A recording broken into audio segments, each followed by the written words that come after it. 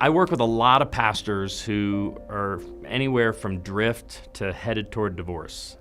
Their marriage is dry. There's no intimacy. I work with many pastors where it's a sexless marriage. I've met with pastors who said, I haven't had sex with my wife in years. And this much I've learned is I love working with influencers and working with pastors. Ministry is a very difficult place to heal.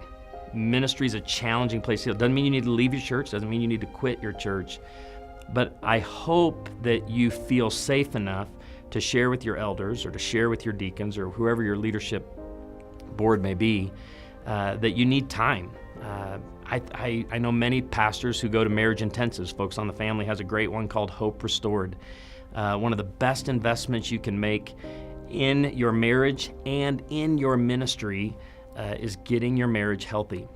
And I'm sad for pastors who let it go so far to the point where it's at the end and the spouse has said, I'm done, I'm not going to be a part of this marriage or ministry anymore. You have so many people to think about as you're thinking about your marriage. One, your children are watching too, and your children are seeing, and they may not even have the ability to know what's really going on here. Is it the church? Is it mom and dad's marriage? You need to get your marriage healthy. And you can do this as a pastor, but I would encourage you to take the time to do this well.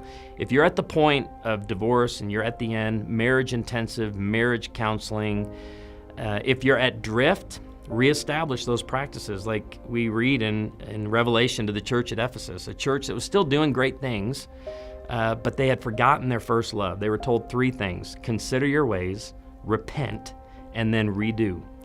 And for many, many pastors, it's just following that simple outline. You need to consider where your marriage is right now. You need to repent of wherever the drift came in, and then go back to doing what you did at first. What did you do at first? Well, one, when you first met and you were first married, you couldn't keep your hands off of each other. You talked all the time.